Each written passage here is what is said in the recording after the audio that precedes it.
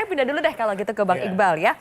Sejak nama Gibran itu mencuat sebagai bacawa presnya Pak Prabowo, kemudian Kaisang jadi ketum PSI, PKS ini kan getol mengkritik soal dinasti politik Presiden Jokowi. Pertanyaan saya lagi-lagi, memangnya apa yang salah dengan dinasti politik ini? Ya, saya kira ini kan bukan cerita yang simpel, hanya sekedar untuk Gibran, tapi ada banyak rangkaian-rangkaian cerita.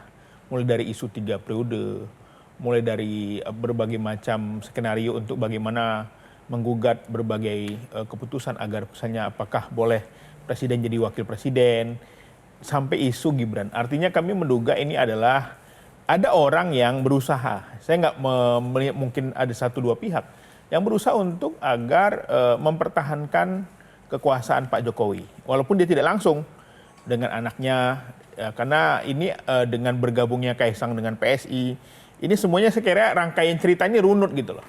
Dan sedih sekali bangsa ini kalau MK bisa mengeluarkan keputusan menjelang pemilu yang itu hanya untuk kepentingan satu orang anak presiden. Itu tentu saja menurunkan kualitas demokrasi kita. Karena sesungguhnya kalau ini terjadi, ini akan diikuti oleh berbagai pemimpin politik di daerah.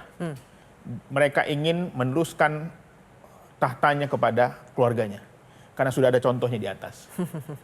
Itu saya kritikan kami. Kami ingin demokrasi kita lebih berkualitas. Mas Zaky sepakat dengan itu? Atau berbeda pendapat? Terkait yang mana dulu nih? Yang soal dinasti politik, bahwa ini bahaya, begini. bahwa ada pihak yang betul-betul menginginkan untuk mempertahankan kekuasaan Presiden Jokowi. Kalau saya lebih tertarik ini melihatnya dari perspektif yang berbeda. Karena bagaimanapun begini Mbak, ini kan suatu hal yang masih diduga-duga, ya kan, asumsi. Karena kalau di Koalisi Indonesia Maju sendiri, saat ini yang kami dengar ada 4 nama yang beredar memang. Satu, Pak Erlangga Hartarto selaku Ketua Umum Partai Golkar yang diusulkan teman-teman Golkar. Yang kedua adalah Pak Erick Thohir ya, yang diusulkan oleh teman-teman PAN. Lalu yang ketiga juga beredar nama Mas Gibran ini, ya kan, meskipun kadernya Pak Eriko ya. Lalu yang keempat ada Bu Hovifah, Gubernur Jawa Timur.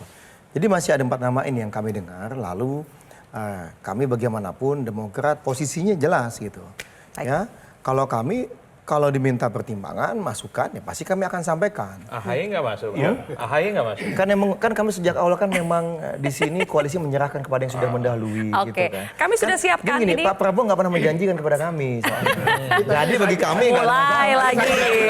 Oke, baik. Mas Zaky, Teman-teman boleh ditampilkan.